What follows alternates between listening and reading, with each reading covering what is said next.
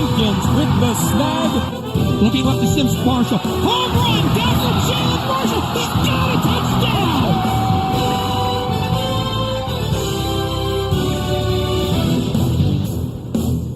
Week 10 set to unfold here in Beckett Ridge tonight. Along with Kevin Zilch, I'm Geoff Kim. It's the GMC on Chatterbox Plus, powered by Miami University Regionals. Tonight, it's unbeaten and second-ranked Lakota West taking on the Colerain Cardinals, trying to get up to the 500 mark.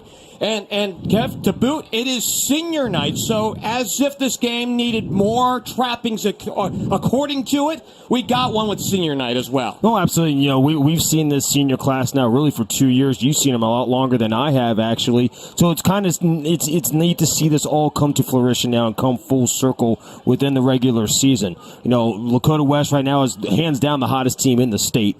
The only undefeated left in Division I football. I mean, that's got to be saying something big right there. Just think about that. All the great teams in Cleveland, Columbus, Dayton, Toledo, and they're the only ones that left are undefeated after Moeller went down last weekend. So, again, really excited to see kind of Mitch Bolden and the Bolden family go up against, you know, their old hometown in Colerain, where Coach Tom Bolden was the head coach there, took over for Kerry Combs. So there's a lot of storylines. There's a lot going on tonight. I'm excited for it. Week 10 football. Can't beat it. The last time out to get to this 10th week, West ran its unbeaten streak to 9, rolling past Middletown 33-7. It was another big night for Mitch Bolden. He accounted for 302 total yards of offense, 2 rushing touchdowns, 3 more through the air. And Colerain has won 2 in a row coming into this matchup. They shut out Hamilton 21-0. Zay Jennings had a couple of short touchdown runs, and then Nathan Fry, who's got big energy for this Colerain Cardinal bunch, he had a scoop and score of 39 yards to cap it off. Well, I'll tell you what, I'm anxious to see Nathan Fry play here tonight and see the emotion that he comes out here with, because you know he's that leader on the defense, and he's shown it all year long. Hands down one of the top defensive players in the league. So it'll be interesting to see what he can do against, you know, this offensive line for Lakota West, and then really, you know, what he can do against Mitch Bolden, because we've seen Mitch Bolden, not only can he, you know, beat you through the air, this year he's proven that he can take over games on the ground. He did that again week 1 against St. X, and honestly, we saw it against Fairfield 2 weeks ago, where he just absolutely took over the game. So, you know, be interested to see how this all plays out here tonight. But week 10, Jeff, here we go. Can't wait for this one as we see Ben Minnick towards the visiting side out on the far hash mark to return from his own 5. And Giovanni Wilson, who's a big home run hitter, as a return man. He's got a 95-yard kickoff return for a touchdown earlier this season. Will Shoot will kick things away from his own 40. A little later starting time than usual here in Beckett Ridge. And week 10 is underway. Away we go. It's a short kickoff, and it dies out of the 20-yard line. Wilson lost the handle, and I believe it's saved by West. So it came off his hands on a short bounce there, and it was recovered by Brennan Remy. Well, great heads-up play by Brennan Remy. That was odd. You know, that almost looked like one of my, fairway shots, just absolutely plugged right into the green there. That was odd that it didn't bounce, but good awareness there. Now, good field position, starting field position for this high-powered Lakota West offense. So we'll see what tricks Colerain has here on their first drive. The 21-yard line is a starting position tonight on the first drive of the ball game for Lakota West. They'll go right to left, attack the south end. As we mentioned, ideal weather conditions here tonight. Bolden in the gun. He motions Giovanni Wilson, and he'll be back to pass. It's a little flare out to the sideline for Trent Lloyd, his first reception of the night, and a good start for Lakota West. Already we're seeing a good push up front by the Colerain defense, but honestly, great pass protection there by the offensive line. They're working their guys back, not giving up too much space, and allowing Mitch Bolden to work through the passing progression.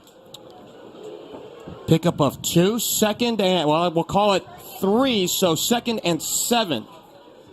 They motion Lloyd into the backfield, and they give to Trent off the right side, looking for the corner, and gains a couple of yards to bring up 3rd and short. I think this goes to your point here, if you're Colerain, is that you want to manage the game, put Lakota West into tough situations on third down. Well, that's it. Force them into third down situations. 3rd and 5. That's a 3rd and medium. That's not exactly where you want to be on offense, but hey, that's on the call sheet. You have it. You have it available. That's where you want to be. You don't want to force them into 3rd and 3 or short type situations. So we'll see what they can come up with right here and see if they can get a stop on the first drive. West is 46.7% on third down. 3rd and 5.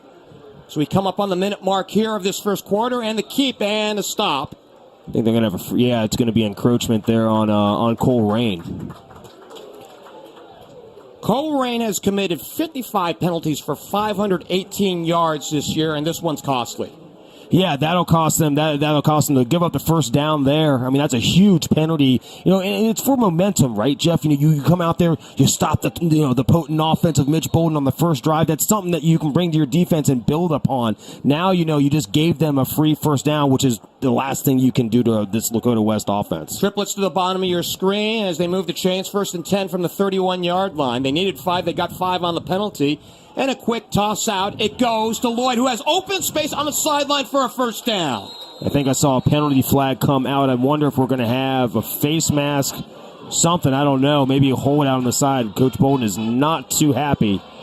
Yep, we're going to have a hold on Lakota West. So it's all coming back.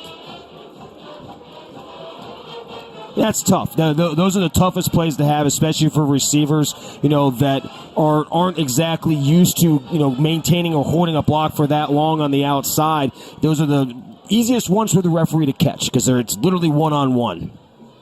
Well, that's the hard challenge, especially in an offense like this, securing the edge. Yeah, absolutely. We've talked about it all year long, and that's just tough. That's going to happen. Heck, you could probably call holding a ball like that on every single one of those plays. Twins to the bottom of your screen. Brennan Remy closest to us. They motion Lloyd to the other side, and they go triplets out to the top. Bolden on a half roll to the right. He steps up. He is dropped for a loss. Back to the 25-yard line. Cooper Craig in on the stop. Well, we talked about it. We talked about how dominant this front line for Colerain has been, and you saw it right there. You try to run a sprint out. The problem with sprint out is that all it takes is for one guy to cross the face of an offensive lineman, and now all of a sudden he's in the backfield, and that's exactly what happened there. They let him cross his face, and now this is where you want to be if you're Colerain. Force Lakota West into a 2nd and long situation. Ball's at the 28-yard line. Lakota West needs to 42 for the line to gain. On 2nd and long. And again, they motion Lloyd. Deep drop, and now they throw it out to Ben Minnick. A nice sidestep, and has room, and is close to a first down. A lot of dancing in traffic, finally brought down by Zay Jennings, who's on defense here tonight as well. Well, he hit the L2 button a couple of times. I think the circle button there a couple of times as well. My goodness, that was one of the best runs I think I've seen all year long out of honestly any receiver. I mean, he had to have broke 3 or 4 tackles there on that one to pick up a huge first down for Lakota West now. We got a chance to talk to Ben a couple of weeks ago as they go doubles to the top side. And it's a run play up the middle for a couple of yards. And in talking with Ben, I don't want to say that he wanted to overstep his boundaries and say that he wanted to be on offense more and catch the ball, but he said that he enjoyed being out on offense. And then when you see the 45-yard that he hauled in against Middletown a week ago, well, you understand why. Well, he's a track superstar. He loves to be out there running. But I think that's great that you have these weapons that you can kind of save. You get to save for this late season. That's gold for an offensive coordinator. Gonzalez is in the backfield with Bolden after a 2-yard gain, and it's another run play, and Gonzalez has nowhere to go, stacked up for a loss. First one in there, Nathan Fry, the kid with the big energy. Yeah, right there. I mean, we were talking about when was he going to show up, and there it is. So, I mean, here it is, Colerain again. This is the 3rd time in this drive that they have forced them into a 2nd or 3rd and long situation here, and they've honestly shot themselves in the foot each time that they're able to stop them. So, again, a big down here for Colerain. Can they stop this Lakota West offense here in a 3rd and long situation? We're about to find out. Fry now has 13 tackles for a loss. Colerain has held opponents to 35% on 3rd down. West has already converted once on penalties, and a deep drop for Bolden. With time, he throws to the side. It is complete, out close to a first down. Man, that is going to be awfully close, Jeff. I'm trying to see the angle on it. Looks like they already marked him with a 4th down. Wow. 4th and 1, quick. and they're going to go right to the line on a pickup of 12 to Ben Minnick. And now again encroachment. Boy, that is tough. That is really tough. Well, I mean, that's great job by Lakota West there. Let's not look at the situation here. You know, they had a really close to being a 1st down. They all sprinted to the line, got there. Colerain was caught off guard, and boom, there you go. You hard counted him. You got him to jump. You get a free 1st down. Hayden Danielson came out of his stance, and he's guilty of the infraction. And we've seen 2 1st downs on penalties on this opening drive with 7:30 left to play here in the opening minutes. No score, just getting started. Bolden to throw, looking left, and now steps up, is in trouble, and is good to get back to the line of scrimmage. That is an imposing group up front. Yeah, you know, they're going to get in there. You know, they're going to get their time. And, you know, if there's one thing we've seen that the offensive line is able to do, is they're able to make adjustments very quickly. I go back to the Mason game where Mason was giving them all sorts of fits early on in that game. They were able to figure it out as the game progressed. So I think that's going to be sort of the case here with this offensive line. But, you know, Colerain, you had him in 3rd and long and 2 penalties. Oh, my goodness, that's killer for him right there. A trio to the bottom of your screen. And they throw to the right, complete out to the far side, and on the move is the receiver, still with room down the sideline. Trent Lloyd with another big reception and moved the chains for a 1st down. Well, one thing I noticed, Colerain was playing a too-high safety. They were trying to keep everything in front of him. So right there, it was just a simple hitch pattern. Acted like he was going to go deep, broke down at the marker. The DB still had leverage and didn't break down with him, created space. That got him the 1st down. So I'm going to be interested to see, do they start playing the coverage up a little bit to try and jam some of these receivers to get hip-to-hip with them earlier on in the patterns? The throw out and the first incompletion off the night. It's off the hands of Gonzalez after 4 straight complete by Bolden. I think he was smelling the end zone there before he had the ball in his hands. Unfortunately, you got to have the ball before you get to the end zone. They'll look at that and film tomorrow. That's really one of the first kind of big mistakes we've seen by Gonzalez this year. He's been a very consistent player, been a very consistent pass blocker, too, out of the back there. That's one thing that we haven't given him enough credit for this season. Twins to the top side. Bolden in the gun with some time. Now still throwing over the middle. Complete touchdown.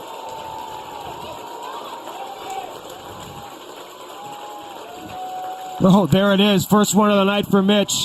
And it goes to Brennan Remy. Yeah, of course, right? And what I loved about that play there is Brennan Remy was honestly kind of hidden a little bit. He was caught in traffic. All of a sudden, you just saw he and Mitch got eye contact, and Mitch said, hey, go to the end of the end zone, and boom, dropped it right in like a dime. The connection between these two, Jeff, it's truly amazing. Tyler Bond out of the hold of Aaron Peters. Mikey Gertz is the snapper, and she's up and through 7-0 here in Beckett Ridge. Well, really great drive by Lakota West. They fought through 3rd and longs. But Colerain, my goodness, you had him in 3rd and long situations twice, and you gave up 1st downs on encroachment penalties. That's just discipline stuff that you really can't do. And my correction, actually, that second one was given up on a 3rd and short where Lakota West ran up to the line. But still, before that, they gave up a huge play down the sideline. So, Colerain, they're getting their pressure in there. It just hasn't been quick enough. And that's why I'm looking at the coverages and thinking, okay, are they going to start playing them up and start playing a little bit more man-to-man with them? Instead of keeping everything underneath. So I'll be anxious to see how that progresses in these next couple drives. 11-play drive that culminates in the 12-yard touchdown pass from Bolden to Remy. As that drive chewed up 5 minutes. 5 minutes and 42 seconds. 79 yards in total. And again, the capper to Remy, who continues to lead the league in receiving touchdowns with 9. Bolden now has 22 on the year. Here's the kickoff. And this one will go right to the goal line and a touchback. And a note here on Tyler Bond, who leads the league in touchbacks. He leads literally everybody in touchbacks. The number of touchbacks now, I think he is now 30. The rest of the league at 22. And as a former special teams coordinator, I'm telling you right now, when you have a kicker that's able to do that consistently, that is money. We had that in 2013 when I was at Loveland with Max Mather, and I tell you what, it is just such a relief that can happen every single time. You don't have to go down there and cover and get your guys hurt. Kickoffs where you see a lot of injuries happen there. So now we get to see this Colerain offense for the first time and see what they can do against this potent West defense. Zay Jennings, a dual threat quarterback, has really gotten used to the idea of running out of the shotgun. I mean, this is, in talking with Sean Cutright prior to this ball game, I mean, it's been a little bit of an adjustment. It's been a bit in works to get from the wing tee.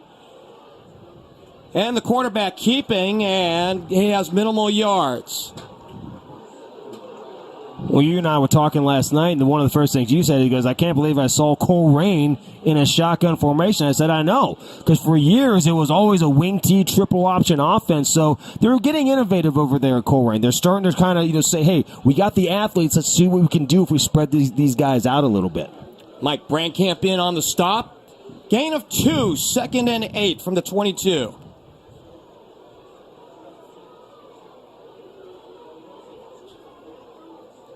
Another run for the quarterback. Or actually, he'll throw, and it is complete out to the sideline to Mikhail Satherwhite at 5'11", 155 pounds, a junior.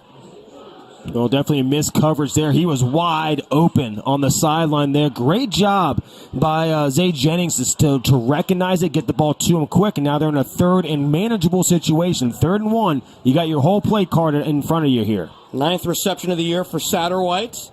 And a good start for Jennings, who came in, completing 50% of his passes, though he's been improving as a quarterback throughout the season and since last year. Dummy count, and now the reset. The run play to the running back, Deshaun Harper, the senior running back, who's averaging 6.5 yards a carry, gains a few. Looks like he'll have enough for the first down. Hopper is a good runner. Obviously, the yards per carry dictate that, but the thing that Sean Cutright had complimented him on was his ability to block out on the edge. Well, when you're able to do that, and you're able to get to the edge, and that's tough to do. That's not an easy thing because you got to maintain leverage. You got to keep your hands inside. So it's very impressive by him that he's able to be that dominant out there on the edge. And another run play, and this time Hopper is stopped up. The sophomore in on the stop, Micah Markley. Well, I'll tell you what, Micah got in there quick. I mean, that was like light speed. He was right in the backfield, almost at the mesh point there before they could even hand it off. So, that's a huge stop there for Lakota West. Forces Colerain now into a 2nd and long situation.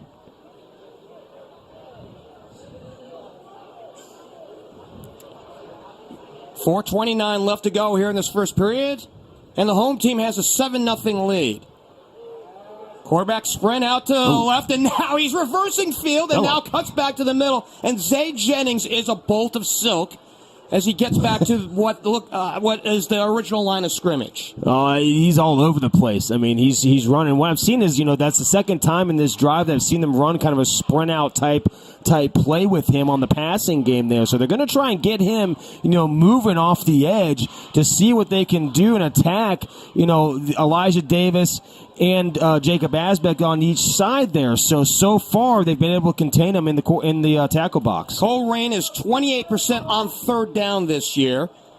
West on defense holding opponents to 25% on 3rd down. 3rd and we'll call it 11, and movement on the West line, and they're going to have to flag that.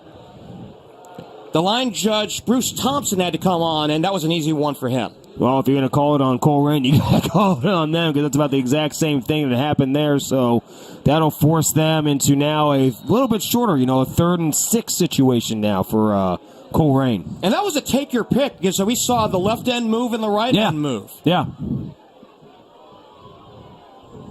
Colerain needs the 41 for the line to gain as they go doubles to the bottom of your screen. That's Satterwhite in the slot. Jennings with time. And now he'll throw, and it is picked off out on the sideline.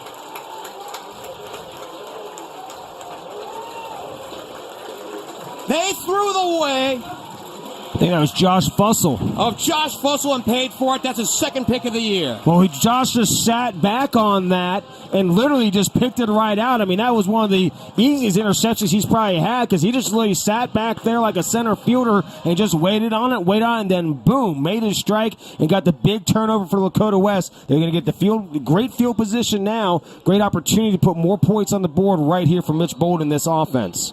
And we know that they can score quickly. That's their forte, honestly.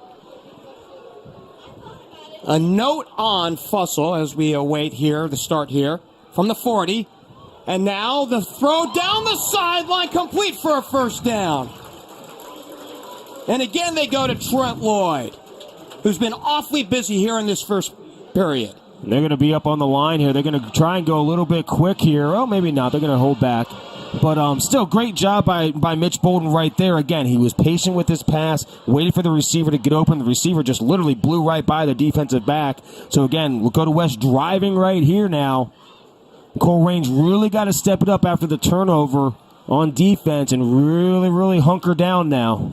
A pickup of 23, so they're back in the red zone here in mere minutes. 3:21 on the clock. 7-0 as West tries to capitalize on the turnover. And the throw to the near side to Giovanni Wilson. Spun around inside the 10 and now pushing himself forward before he's pushed back finally. Well, the ball came out at the end. Lakota West jumped on it. I think we had a flag fly in there. I think so too. Hayden Danielson in on the stop as we sort this one with 3:09 to play here in the first. They're going to say offensive pass interference. So it's on Scott Johnson. Huh.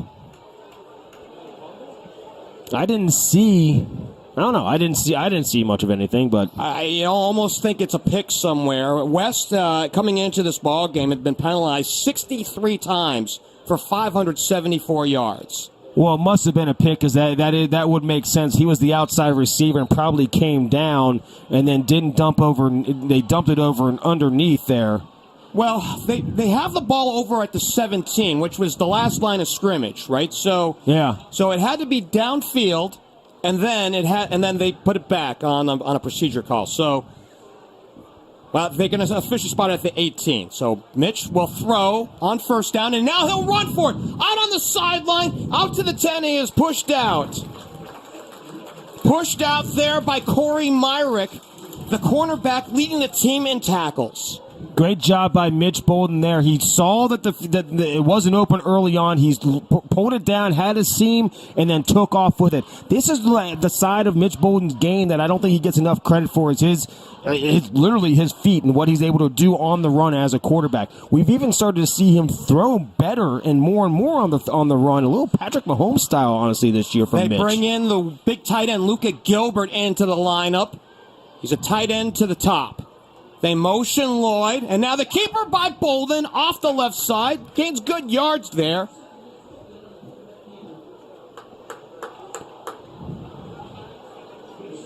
So third down coming on up. Krieg in on the stop from his outside linebacker spot. And they're going to pull back Luka Gilbert. I was wondering if they're going to throw him a seam route, because he's so big at 6'8". Well, I saw him. He had a great block on that last play out to the right side. It's actually an end goal situation. First and goal from the 6. Bolden looks right and now steps up, throws over the middle, incomplete. He had Brennan Remy open for a second, and it's incomplete.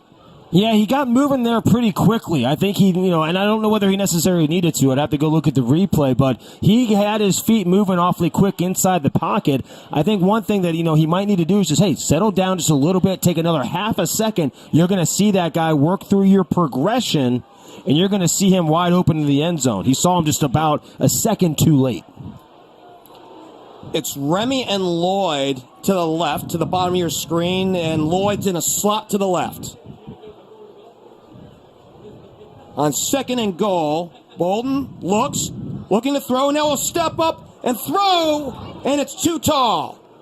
He had Remy in the back of the end zone wide open, but airmailed it to him for another incompletion. It'll bring up third down. I got to tell you, that looked like the same exact play from before, and I'm wondering if that isn't like an RPO type thing with it more being a QB draw type RPO than necessarily handing it off RPO, because that's the second time he's thrown the ball almost at the line of scrimmage. Almost like it looked like that, almost like that Tim Tebow old jump pass. So the method of delivery a little different, and I'll explain according to what we saw at Middletown a week ago. After this play, third down and goal. Bolden to throw with time, and now he runs out of time, rolls to the right, throws to the end, touchdown! Oh, incomplete. So now we'll see. Out on the side, intended for Giovanni Wilson to the back pylon, and we'll see the field goal team come in.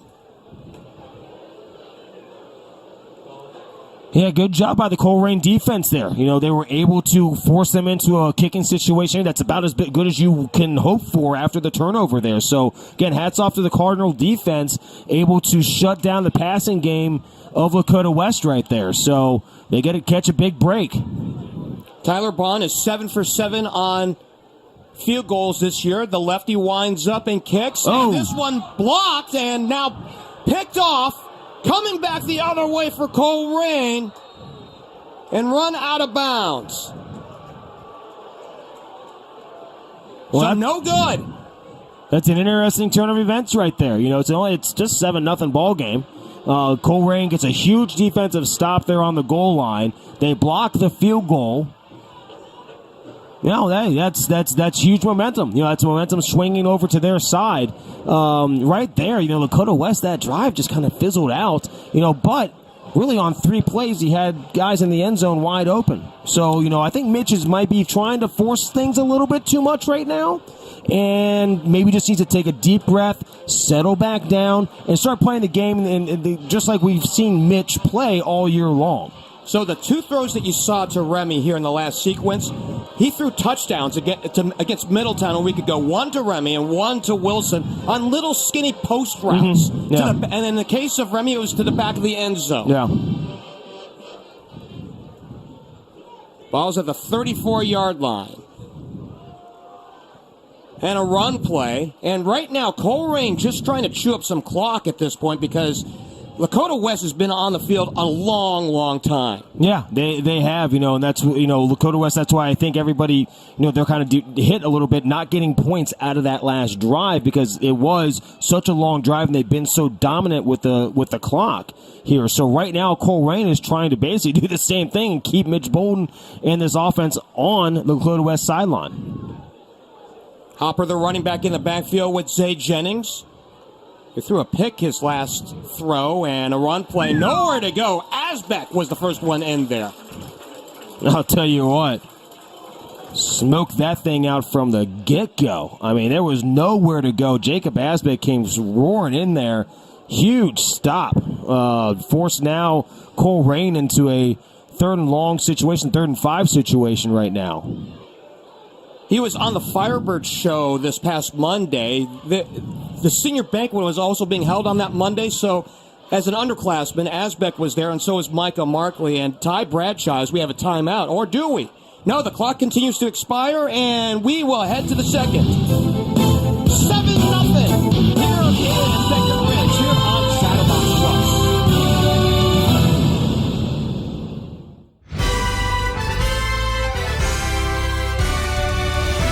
With Uncle Kev, Kevin Zilch, I'm Geoff Kim. Thanks for joining us on Chatterbox Plus, powered by Miami University Regionals as we switch sides of the field, and Colerain now attacks the south end. Well, Colerain, you know, right now in a 3rd and 5 situation here, you know, this is going to be big. They got to get some momentum going on offense. Right now, it has just been this literally the front 4-5 for Lakota West has just been dominant. Right now, every time that the Cardinals have had the football. So they got to figure something out here to get the ball down the field. You know, they want to chew up time, absolutely. But hey, at the same time, you know, you got to start getting some momentum going. Your defense has worked out very well in that last drive there. Got to do something here on this 3rd down. On 3rd and 5, as Colerain only had 8 offensive plays in the first quarter, they really want to chew up more clock here. Jennings looking left, now rolls from the pocket, is on the move, and they're going to catch up to him and drop him. Good stop there. Ben Minnick out from his safety spot to drop him for a 1-yard gain. Hey, I don't mind, you don't mind the quarterback running 20 yards as long as it's east-west, not north-south, and that's exactly what happened right there. So, hey, you're able to flush him to the sideline, and again, you just had a wall of Firebirds right there to stop him. That's exactly what Coach Bolden giving the referee the what to do about a holding call, and I saw it too down there. You could have called it easily. It's Minnick to return out at his own 33-yard line. The ball spotted at the 35. And the punter, Brendan Green, will send it away. Minnick will call for the fair catch.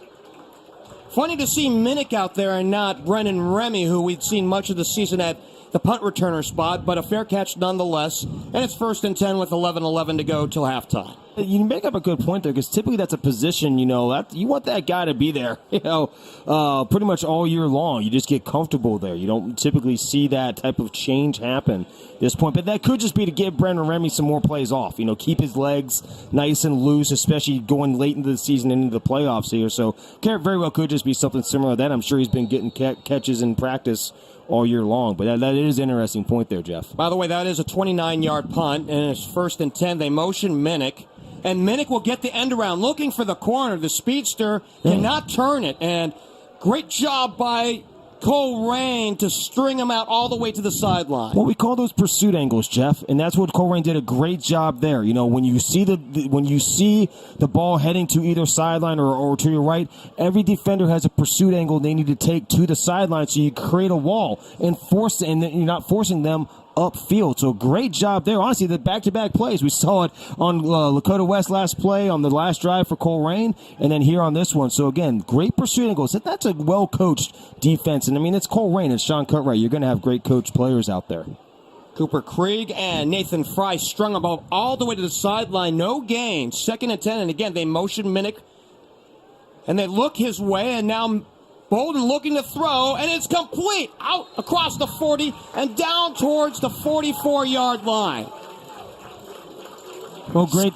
Sorry, go ahead, Jeff. Scott Johnson gets his first catch of the night. Well, great job there by Mitch Bolden going through his progression. Okay, the first one wasn't open. Where am I going next? So he's working through everything. He's not trying to force himself into making those type of throws when it's not there. So I'm looking to see, can he continue to do that, not force anything, settle down, and work through the quarterback progression. Bolden is 7 for 11 tonight for 106 yards and a touchdown. They motion Lloyd. And they reverse here, and the quarterback will keep his own and call his own name and has a first down. And boy, he brought a pack with them. A head full of steam all the way well past the first down marker, and he carried Donovan Dillingham and Corey Myrick with him all the way to the 35. Great recognition. They brought the blitz on the right side, and Mitch said, hey, you know what, I'm going to keep this myself and take it, and sure enough, he did. And, got a big gain there for Lakota West. That was all Mitch Bolden right there. He read it, he saw it, he got the first down. And some kudos on that right side to Johnny Simpson and Caden Fletcher to open things up for him. 1st and 10. They officially give him the 34 on forward progress. Dummy count and the reset by Bolden.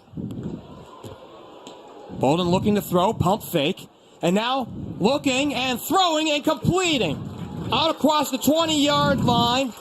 And that's his big tight end.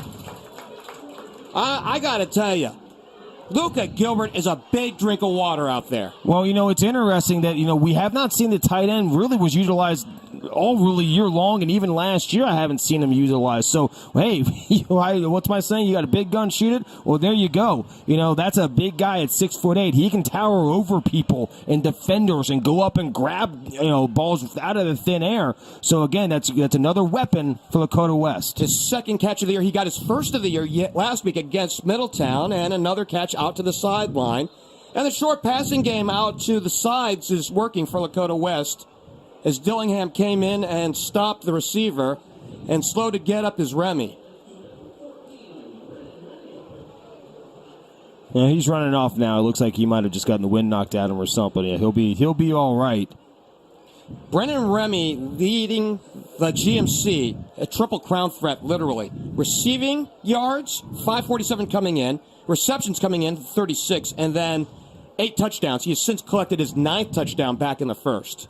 2nd and 5 with 8 minutes to play here in this first half. And Bolden to keep. Spun around across the 8, and he is gang tackled there. Krieg in there. He was in the middle of that. By the guy I saw was that big load in the middle at 295 pounds, Jameer Carpenter. Well, Jameer, I'll tell you what, that's a big plug you have right there in the middle of your defense. That's tough for a center to gain leverage on a guy like that. So, again, great job right there by the Colerain defense. They were to snuff out Mitch Bolden's run game there and make the tackle now and force him into a 3rd and short situation. You know, you can still get the first down here, though, if you're Lakota West. Pull out Gilbert and bring in Giovanni Wilson. And the run play up the middle, and that didn't fool Colerain one bit. Nope. They snuffed that out pretty good. So we saw Trent Lloyd come around to the bottom of your screen, and the give went to Gonzalez, and he went nowhere. And a brick wall. Looks like Lakota West is going to go for it here, and honestly, that's exactly the move I would probably make, unless Coach Bolden's going to milk this thing on down. I got a few seconds to think about it. Right now, they are staying on the field with 13 on the play clock. They're going to have to come up with something, and they are staying on the field. They're going to signal. Yeah, they're signaling the play, so here we go. They need the 5. They need the 5 for the line to gain. They're going to take a timeout. As the play clock nearly expired, and a timeout charged to Lakota West. Miami University Regionals is accepting applications for 2023 classes. With over 30 majors offered in person and online, you can design a schedule that fits your needs and start earning your Miami degree. Conveniently located in Hamilton, Middletown, Westchester, and online. Learn more at miamioh.edu/regionals. 7-0 here in Beckett Ridge.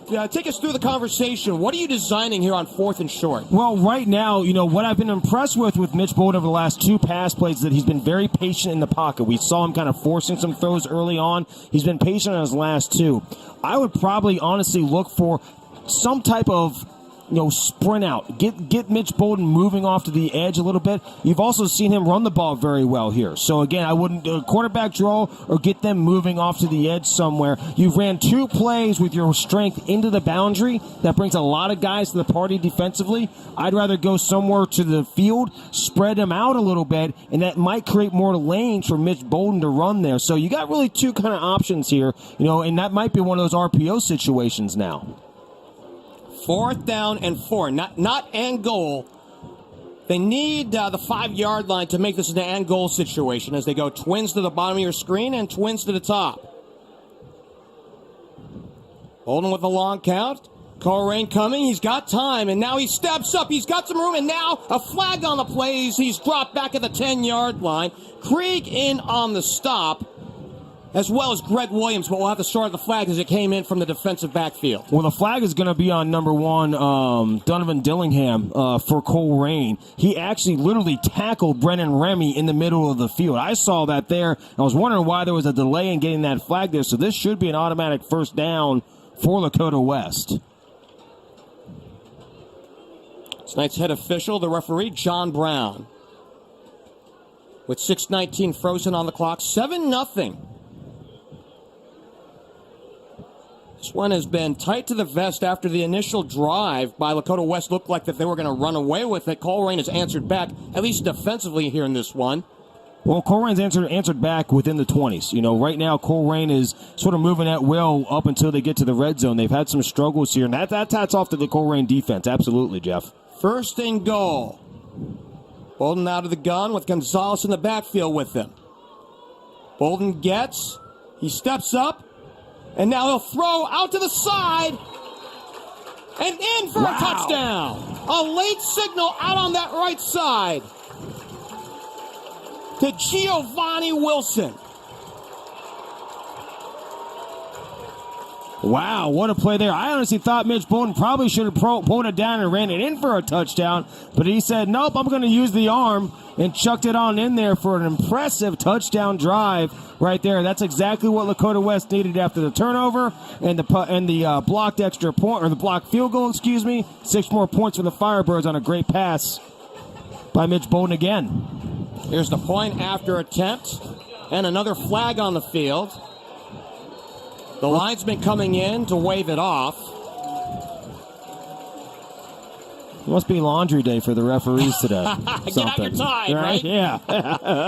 They're going to say it's on Colerain, so the point after is good. 14-0 here with 6:12 left to play here till halftime, as that drive took literally 5 minutes off the clock. 68 yards as we count this up.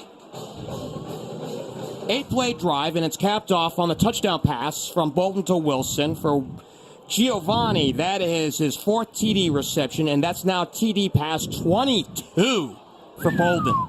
I'll tell you what, it just keeps adding up, and this has been such an impressive 10-game span for Mitch. We were talking about his development. You know, you've seen him a lot longer than I have. You've honestly seen him probably as a freshman when he started here, and now I know I've seen him as a junior and senior. Last year, remember we were talking, well, he comes from baseball, so he's got to get time to get his arm acclimated to football. This year, it has been Mitch Bolden playing at an elite level from week 1, and now it looks like they're going to replay it. They're replay it now. So it's not 14, it's now 13, as they took the extra point off the board.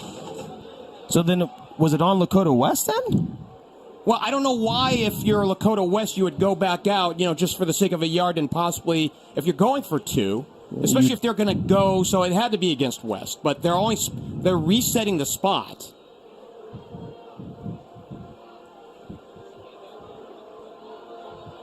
We should have deja vu all over again here, and we do.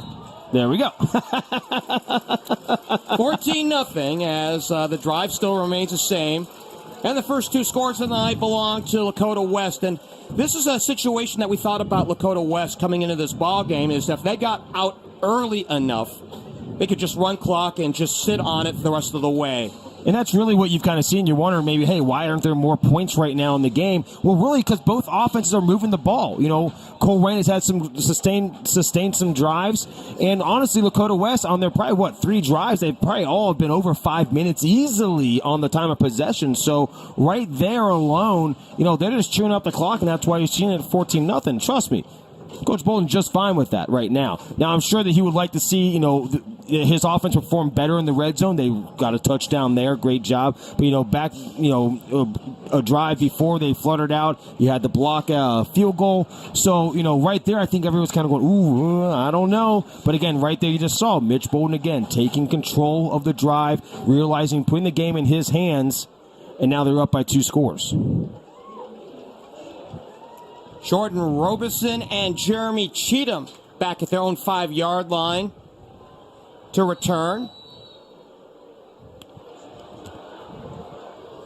And Bond to the north end has an easy time with this one. 5 yards deep in the end zone, yet another touchback. Well, we were down on the field before, and it was awfully windy. I mean, it was more windy than I actually anticipated it being, but it looks like that has actually died down here so far. But remember, we were talking about the coin toss, and we're the first time we've seen, them going north, and it was because the wind was coming due out of the south when we were down on the field. So again, that's kind of interesting. You can still see some of the smoke from the grills. Looks like there might be a little bit of light wind, but that flag is definitely dead in the north end zone. But right now, this will be a big drive for Colerain. They got to get points here, some way, somehow. By the way, Mitch Bolden on that last drive, 4 for 4. That 4-yard touchdown, of course, to Wilson. And the beat keeps rolling on for the senior quarterback, who may be the GMC Offensive Player of the Year. Zay Jennings holds on to it, and Ben Minnick gives chase, and he's equal to the task. No gain. You're seeing a very well-coached Lakota West defense here tonight. I mean, you just look at the pursuit angles that they have. They're flushing everything to the sideline. They're not letting penetration get north and south, and that's so good. And that's what happens when you're well-coached. That's something that goes on, between Tyler Holes and Coach Joseph. Every single day in practice, you're working your pursuit angles constantly, and it shows right here. No gain. And this is a tough spot for a team that runs the ball 84% of the time. Yeah. And we'll bring up that point here after this play. Motion, and here's the end around. Cheatham. And I don't know if he got anything more than a yard on that play. Well, they went in a too tight set there to try and get some extra blocking off the edge. And again, this defense is just able to plug every single lane and every single hole that is created. Tabron Benny Powell in on the stop after a gain of 1. Now, I mentioned that 84% rushing mark as far as a game-by-game situation for Colerain. They do have a deep threat on their team that we are looking forward to seeing, but I don't know if we'll see him in action given the defensive backfield for Lakota West throughout the season. 3rd and 9. A dummy count and the reset by Jennings. And now, after the chest-high snap, we've got to stop. And delay a game. Clocks are at 0. And you can't do that, obviously, when you're behind by 14 to a team like this. I want to get back to the point here about a running team. You get a chance to, test your mettle by running against a team that actually does give up some yards on the ground. Yeah. But invariably, if you're going to have to play catch-up in a hurry, you need to go through the air, and they don't do that a lot. Well, especially if you're going to be in these second and long, third and long situations, and you're an 84% running game, that's not going to work too often when you run the ball that often. So good job by Lakota West forcing Colerain into those situations. 3rd and 14. And Jennings stuck in the backfield and sacked back at the 10-yard line.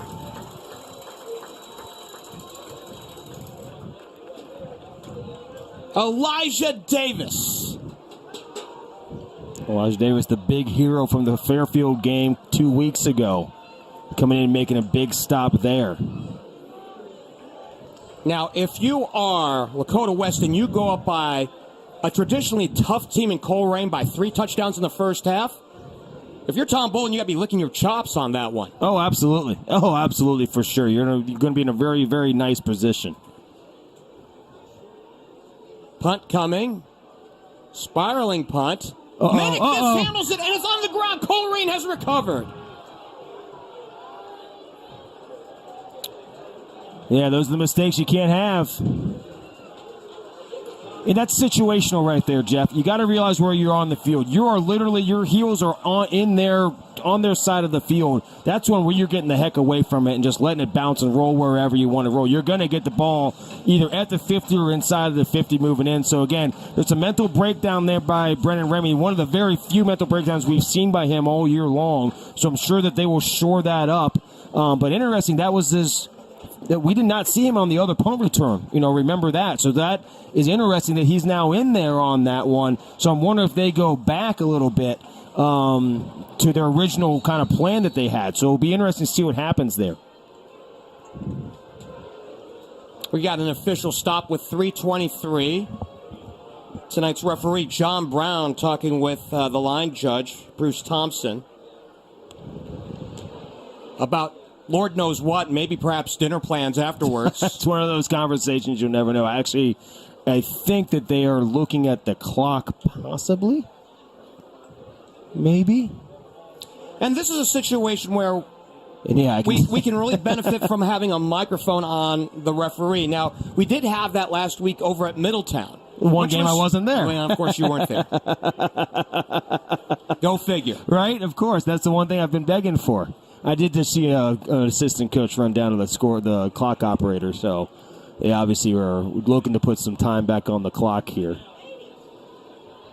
Quick recap while we're waiting. Brennan Remy got the scoring underway. A 12-yard touchdown reception with 6:11 left to go in the first. Point after good, 7-0 Lakota West. And then the 4-yard touchdown reception by Wilson from Bolden, his second of the night. And extra point was good on that with 6:12 left to go here till halftime, and we're at our 14-0 score right now. As we are melting the clock, we see 3:04 and counting now. And maybe it's because we didn't have a change of possession officially. That might have been it. You might have been right on that. Jennings off to the right side in space, looking for the first down and is awfully close to it. Out on the sideline. It's his biggest run of the night, by the way. They're going to put him back before the 50, out to the 49-yard line, so an 8-yard pickup. Well, if nothing else, if you're Colerain, you keep Lakota West off the board, away from the ball, and you get a chance to melt the clock. So even if you don't get points here, you don't expand the lead for Lakota West. And you're going to get the ball coming out of halftime if you're Colerain. Firebirds showing blitz off the corner, and a high snap. Jennings holds on to it as he pushes forth for a first down.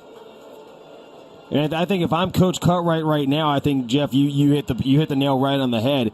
I'm literally going to try and milk this clock as far down as I can. Of course, it looks like they might have taken time. No, it looks like they're stopping for moving the chains. Well, it's official. Yeah, okay.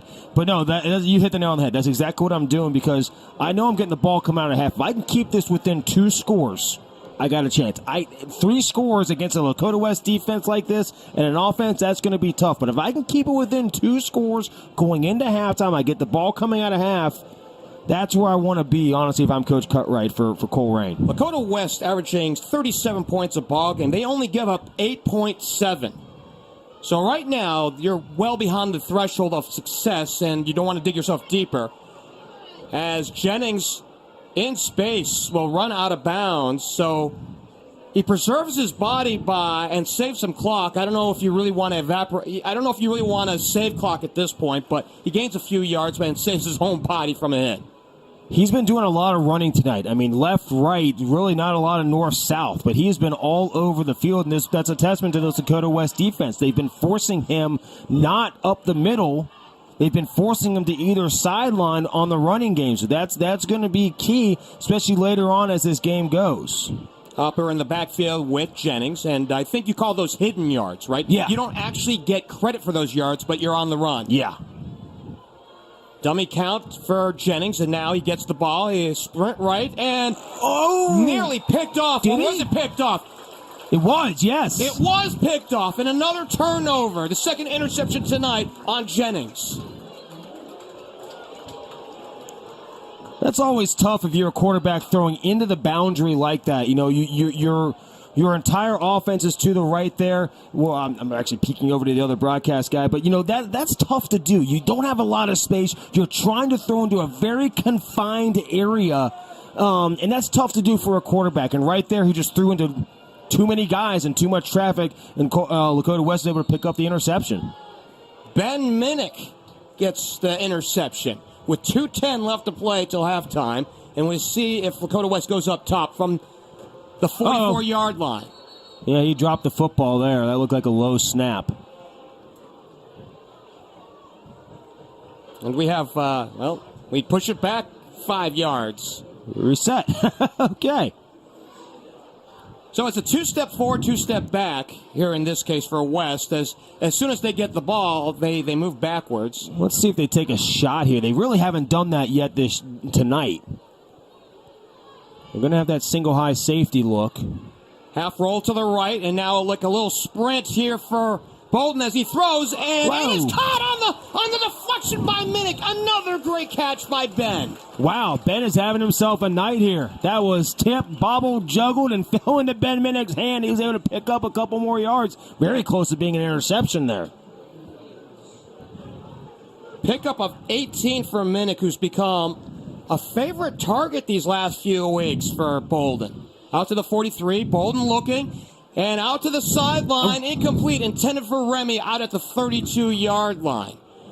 Out in front of Greg Williams, the linebacker. Well, I think you made a great point right there, Jeff. You know, your ability to have these other weapons kind of come in late in the season, like a Ben Minnick, that's huge for this offense. When you already got a Trent Lloyd, a Brennan Remy on, now you can add a Ben Minnick on top of that. Wow, you just turned that 3-headed horse into a 4-headed horse real quick. 4-star recruit, already committed to Notre Dame. Bolden with time. He steps up, and now he's in trouble, and he's dropped. He waited a little too long, and Williams went in and got him. That was a covered sack. He's got to make a decision quicker than that, to get out of it. He's got to either step up, tuck and run, or get the ball out and just live to fight another down, but don't take the sack in that situation. Bolden in a hurry as we come up on 1 minute left to go till halftime. Deep drop with time. Flush from the pocket, and now throws over the middle, complete. And the receiver's still on the move, angling to the right. out to the 20, out to the 15, and getting out of bounds with 47 seconds left to go, Trent Lloyd with another massive pickup. Well, Trent Lloyd's been nursing that hamstring. You even kind of saw it right there. But, man, what a great play by him. Not only to reverse his field, but get back up and get down the field. Huge pickup for Lakota West. Now this becomes a big scoring opportunity for the Firebirds. Pickup of 32. That's a second big pass played to Trent Lloyd tonight. And this is where West has been stymied by Colerain tonight. A missed field goal after they got into an end goal situation. Twins to each side. Bolden with time now. Rolls and he runs out of time. Dropped in the backfield for a loss. And I would imagine we'll have a timeout here. Yeah, and Coach Bolden's not too happy with his offensive line. He's giving them the what for right now. But in that situation, you got to be able to hold your water. You got to be able to block. And you know this is a tough Colerain front four that they're going up against, and they've actually held them pretty good tonight. I felt like they've had their their moments, but Lakota West I felt has done a good job. But they got to get points here because I go back to my previous point. It's a 2-score game. Colerain's going to get the ball coming out of half. You got to make this a 3-score game right now. I think that is so imperative, and I think it's also very important to get a touchdown, not a field goal here. Go in with as many points as you can going into half right here against a tough Colerain team that we've seen. Or at least a Colerain team that has the ability, possibly, maybe, if you let them hang around in the second half, to come back. And that's what that's what you don't want to have happen because they could draw something up at halftime. They come out, they get the ball, boom, hit a trick play, whatever it might look like. All of a sudden, it's a 14-7 game. That's a very different mentality than a 21-0 game. And the next score by West will really put Colerain effectively in big trouble because they give up about 19 points a ball game, but they score just about 15. Yeah. 2nd and 13. A dummy count by Bolden, and now he steps up, looking deep middle, and it is incomplete. Remy was the short target, and Trent Lloyd out of the goal line was a deep target. I'm not sure if he was throwing the fastball to whom. Well, he had pressure right in his face really, really quick there. It looks like an offensive line probably buried his head on the inside, which you can't do. That's what happens when you see a guy come screaming like that untouched. Somebody's buried their head, and they're not looking. You got to keep your head on a swivel as an offensive lineman. That cost Lakota West right there. Twins to each side. It's Lloyd to the bottom of your screen. On 3rd and 13 with 32 ticks of the clock left to go till halftime. Bolden with time. Steps up. He throws. Incomplete. He had a man open on the skinny post. And it's incomplete as it comes up just short to Remy. Well, I'll tell you what. This Colerain goal line defense tonight. I'll tell you what. They have saved them. Really, they have saved them here from this being an even bigger blow because we saw it down here where they stopped him and forced a field goal. He had guys wide open. And again, Mitch Bolden had multiple opportunities for touchdowns here. He just had guys in his face the entire time. 33-yard attempt for Tyler Bond. The kick is up. Pinwheeling to the goal line and good. Just tucked it inside that right upright. And the score changes with 25 ticks on the clock left to go till halftime, 17-0. I think really right now the biggest blemish right now for Lakota West has been their inability to score touchdowns in the red zone. You had the blocked field goal down here. You just got the field goal down here. But this Colerain goal line defense, I'll tell you what, they have stepped up big time here tonight. And that's going to be big for them. They've kept this within a manageable game. We talked about how important it was to get to 3 scores before you go into halftime. They're at that now. But again, this is not necessarily, if I'm Coach Bolden, I'm not sitting there saying, wow, I feel really great. I have a warm and fuzzy feeling right now going to halftime. In fact, I'm probably going, guys, we got to step up, especially offense and offensive line. Have got to step up in the red zone. You can't just, give up and give away those scoring opportunities, especially when you have so many weapons on offense. 7-play drive that soaked up a minute and 40 seconds off the clock. Capped off by the Bond field goal from 33 yards out. And our brand new score with 25 ticks left to go is 17-0.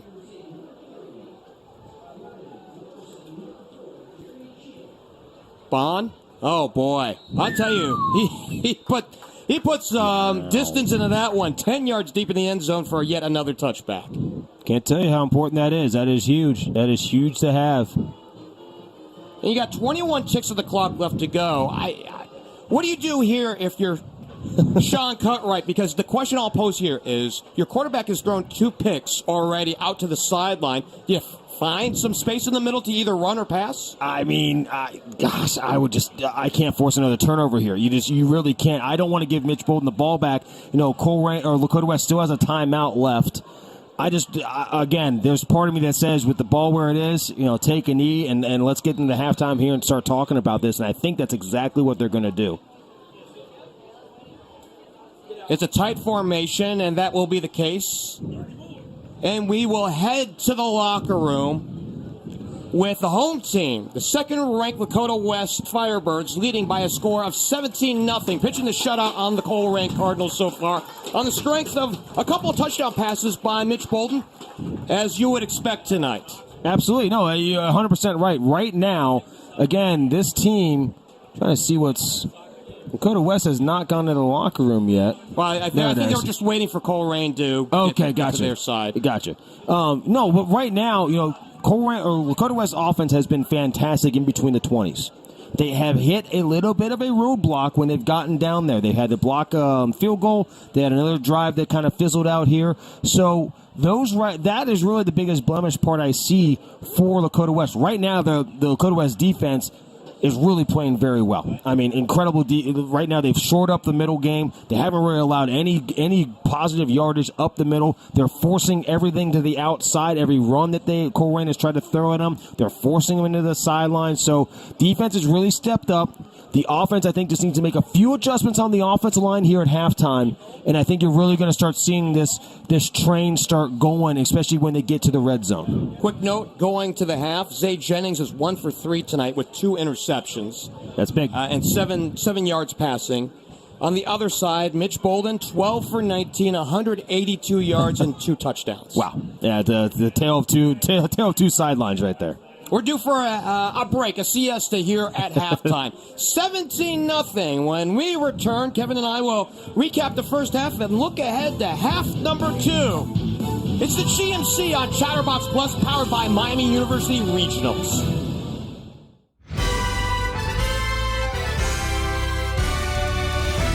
Right now, Lakota West is number 3 in Region 4, behind Moeller and Elder. Now, it is possible that with an Elder loss, and right now I don't think we're going to see that tonight, Lakota West is going to stay in the 3rd spot, but had a chance to move up to 2.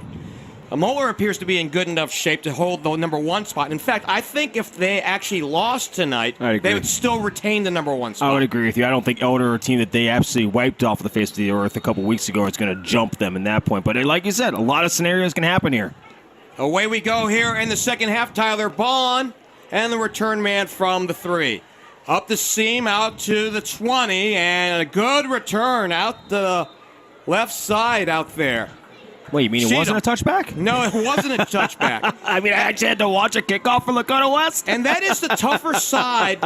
All kidding aside, that is the tougher side for Tyler Bond to kick touchbacks at the south end zone. It has been, and that's always something interesting. That's always kind of the scary part when you have a kicker that does that so consistently, and then that one time he doesn't do it, and everybody's like, wait a minute, we got to actually go cover a kickoff now. It's kind of funny. Right, and you have to get yourself into high gear to make sure that you chase down the return man. So the ball spotted officially at the 32 after the nice return by Cheatham. And they go twins to the near side, and Zay Jennings at quarterback.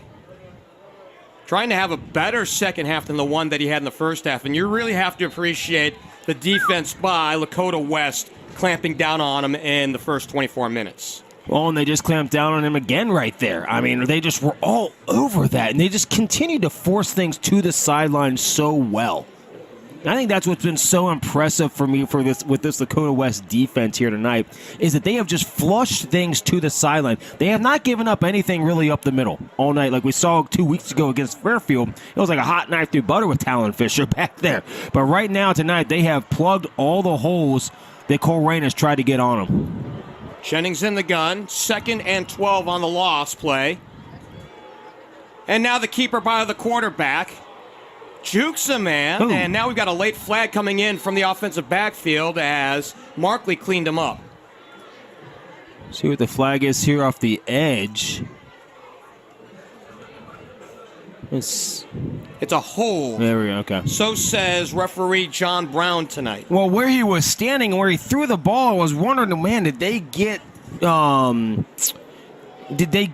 West on either a face mask or a defensive hold? But obviously it was somebody for Colerain on the outside edge there. So pushing back.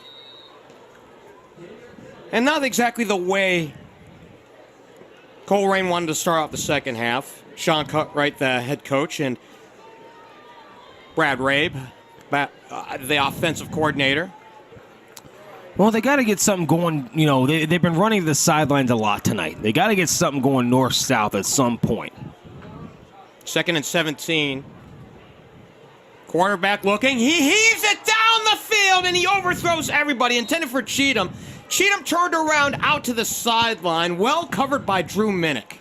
Well, great job by Drew Minnick utilizing the sideline, and that was just a miscommunication right there between the quarterback and wide receiver. The wide receiver stopped. The quarterback didn't expect him. The quarterback overthrew him by about 25 yards. So some big-time miscommunication, but remember, that's what I said they needed to do was go downfield, start stretching the field vertically, and right there, just a mistake for Colerain. Ben Minnick was the deep safety help, and when you overthrow Ben by 8 yards... That's a gun. Yeah, you got one.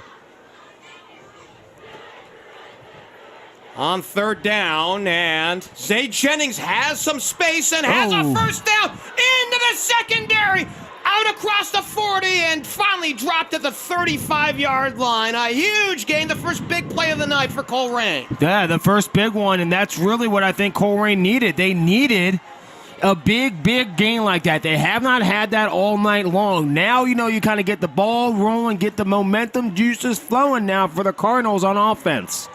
A pickup of 34 on the play. 1st and 10, and they're finally in Lakota West territory on the strength of their own ability offensively. First time tonight, if I'm not mistaken. Yeah, they've been really stymieing, and now we've got motion. It came by the near side wide receiver Corey Myrick, who's also a 3-star cornerback, getting a lot of looks around the MAC right now, just a junior. Well, that'll force them back now. And that's the type of you can't have those plays that move them back. You get a big gain, and it's been like that a little bit tonight. It's been like 2 steps forward and then 2 big steps back every time for Colerain. So 1st and 15 as we melt the clock under 10. Here in this third period, 17-0. Lakota West has had the lead from the very beginning. Flag on the play, throwback screen, and a couple of yards on that play. I believe that's Williams, who's the linebacker, who is seeing a little bit more time out of the backfield as a running back after they shifted some guys around in the rotation. So they have a flag down here. They actually called it incomplete on the side over there. So they called that incomplete. I'll tell you what, he gets that ball running. He had some space there. I mean, he was, I'm not going to say gone for a touchdown, but this is what I thought this was going to be, False start, so wave it off anything. And to your point here, we just saw the gun that Jennings has down the field. He can throw with a high arc and throw the deep ball that way. The hard thing on a pass, and this is what we've gotten spoiled with seeing Mitch Bolden on the throwback screen, is that is a very hard throw to make when your body's moving one way and you're throwing back the other. Literally,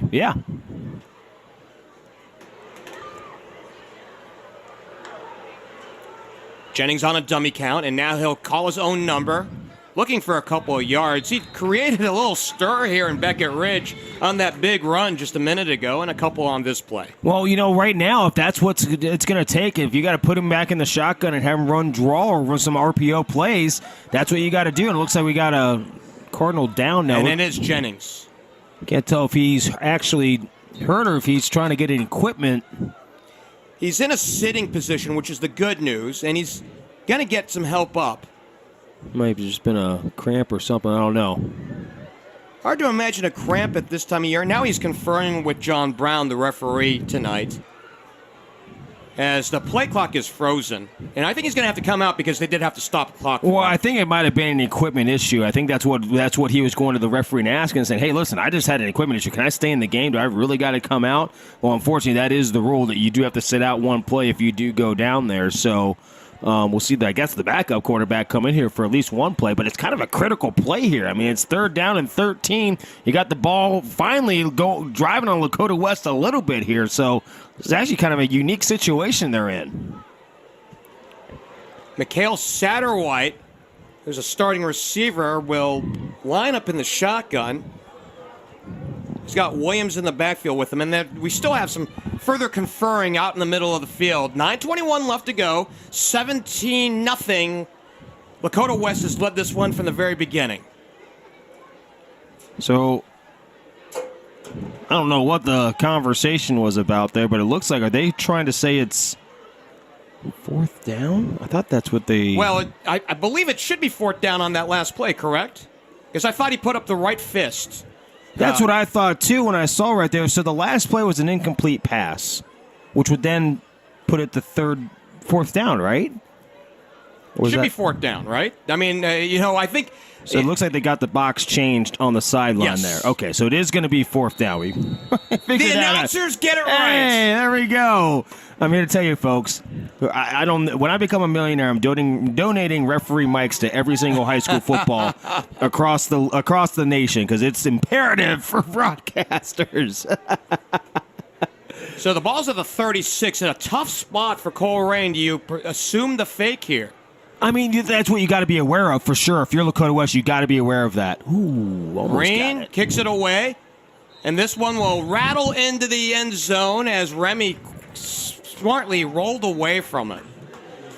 And, we've seen a little bit of a rotation. In fact, we were talking with Ben Minnick's dad, Dave, at the half, and it's like, yeah, he kind of bemoaned the drop by Ben on the punt return, but he was happy with the interception here as well. Sure. No, absolutely. That's tough, and that's tough situation for Ben to be in. But obviously, and I think a testament to his athletic ability, he's got to have that short memory. That's what the great athletes have, is they have a very short memory. They make a mistake, hey, you got to get right back out there on the horse. So 1st and 10 from the 20 as Lakota West will go to work for the first time here in the second half. Bolden. And it's a run play off to the left. Gonzalez and a flag on the play. So that's where it came in. It looked like it was a hold, and we'll see if that's what it turns out to be. That's what it's probably going to be. That was actually a decent run there. Picked up about 3 or 4 yards. Gonzalez was a game-time decision coming on in. We talked with Tom Bolden prior to the ball game. He said, we think he's ready to go. He saw very limited snaps last week against Middletown. It looks like it was a holding call there, but really that was honestly kind of the reason I bring up that it was, a good running play, because that's really, there hasn't been much. Right. A 3 or 4 yard gain, that's been about one of the bigger ones that West has had all night long. So that's field position right there. 1st and 20 from the 10-yard line.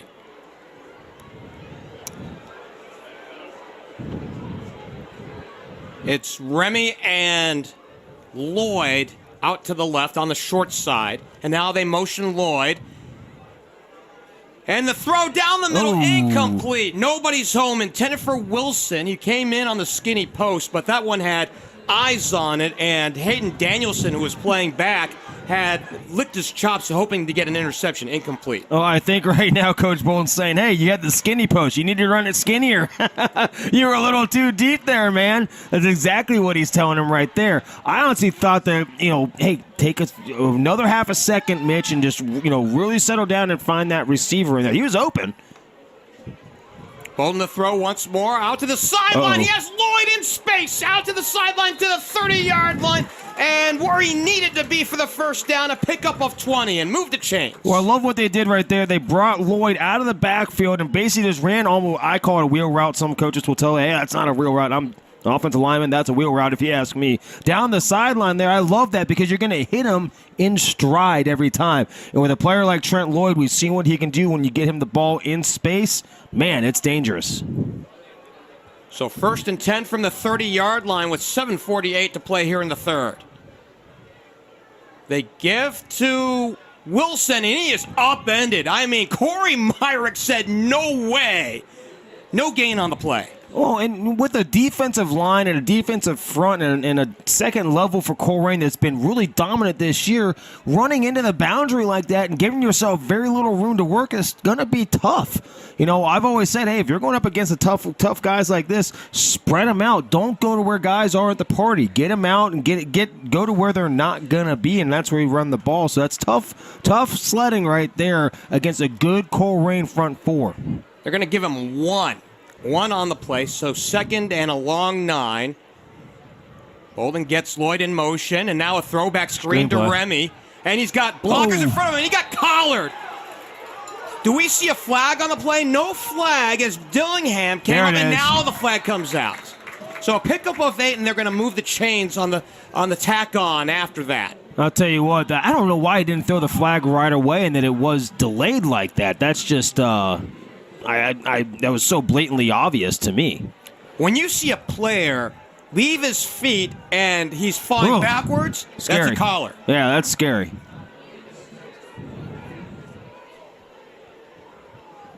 If you recall back to the first drive of the game, Lakota West scored their first drive on a long drive, and it got a lot of help on that drive on a 3rd down and a 4th down that they moved to 1st down on penalties. And that has been kind of how this game has gone tonight, whereas the odd penalty has really favored Lakota West tonight. Yeah. They spot the ball at the 46-yard line, the Colerain 46. And right now, it's early to say that if you get a touchdown here that it's a dagger, but the way Colerain's offense has not been moving tonight, it may be the dagger. Well, you hit the nail on the head, and I think that's why it was so imperative for Colerain to really try and stop Lakota West before the half and really keep this at a 2-score game. Because you're right, you go up 24-0, just with the way this game is flowing, the feel, the way that this Lakota West defense has really sunk in here. Yeah, you're right, Jeff. That does kind of seem like that dagger. Wilson's in a slot to the right inside of Scott Johnson. And then I'll send out Gonzalez to the right, looking left, throwing left. It's Minnick down the sideline for a 1st down, carrying a defender out across the 35-yard line. So another reception for Ben Minnick, who's really become much more a part of this passing game. Yeah, when you're able to add a weapon like that, commit to Notre Dame, a track star. He's got speed. I mean, my goodness. I mean, he could be really what that kind of X factor going into the playoffs here for Lakota West. He went to state in track. Yeah. In the 100-meter. Yeah. That is no joke. Yeah. 1st and 10 at the 34 after a pickup of 12 by Minnick. Bolden the throw, and it goes to Lloyd on the throwback, and good cut by Lloyd to step up, and they're really sniffing the end zone right now. Well, and you've seen this screen game come back into play here in the second half. We saw that a couple weeks ago. I want to say it was against Oak Hills or maybe it was against Mason, where they were running screens left, right, up, down with Lloyd in the backfield. So I think right now you're starting to see that, hey, listen, that's working for him. And that's a great play call against a really tough defensive front like this. Screen plays are always going to work against an overly aggressive front defensive line. So I think Coach Boucham up here in the box has seen that, and that's one of the adjustments I've seen Lakota West make here in the second half. 2nd and 1 from the 25. Let's see if they go up top here as they empty out the backfield for Bolden. Mitch throws deep middle, incomplete, intended for Remy. Coming off the left flank. Well, you had 2 guys open there, but again, that was the time to throw it. They were bringing the house. That was the exact right time. You have a 3rd and short situation. Now you come back. It's 3rd and 1. Okay, let's line up. Let's go get it. So, again, a great use. You know, some coaches will call that a waste down. I never like to use that we're going to waste a down. But, again, I think it was a great play call there, just not executed right, but, again, the right situation there. See Luca Gilbert back into this ball game. Ooh, it's Remy guy to the top side, and yeah, he is a tall drink of water. Imagine him motoring down that seam. And the go back, it goes to Lloyd, who has a 1st down. He motioned left, and then on the snap came back right. Perfect placement. I think we saw that quite a bit a year ago in the championship game, then the regional championship game, Yeah. Moeller versus Lakota West. You're right, and hey, we were just talking about Luka Gilbert had a great block there on that right side, flushed his guy out. That's a tough block for a tight end because you're literally one-on-one, man-on-man on that defensive end. He did a great job. Trent was able to plant his foot and literally feed off of Gilbert's block there and get the first down. 1st and 10 from the 21-yard line. It's Remy and Lloyd to the left. And the quarterback keeps it himself and maybe a yard. That wasn't going anywhere, but I do agree with you. I think they are smelling end zone, and they want it. They want it bad. They've had their last really 2 times in the end zone have really stopped. One on a blocked field goal. They got a field goal right before the half here. They know they want the end zone. That's a momentum thing. I'm sure that was a goal of theirs at halftime. Hey, no more of this fooling around in the end zone. You know, we need to score points, and we need to score touchdowns like we always have. See Scott Johnson to the top. Twins to the bottom of your screen here. Remy closest to you. Bolden to throw, and it is incomplete. A 50-50 ball out on that right side, intended for the tight end. Well, I love getting the tight end back, re-engaged into this offense. Really, it's been kind of non-existent. We didn't see much of it, if at all, last year. And now, all of a sudden, with Gilbert kind of coming in there, he's a big, tall drink of water. That's a great asset to have as a tight end. And he's only a sophomore, if I'm not mistaken. Mm-hmm. So, he's got room to develop and get in the weight room. So he could be a force to be reckoned with for years to come here in Beckett Ridge. Defended well by Elorm Nevis. 3rd and 9. Bolden with a deep drop, now throwing, completing. Gonzalez has a seam to the 10 and has a first down into the goal line, touchdown.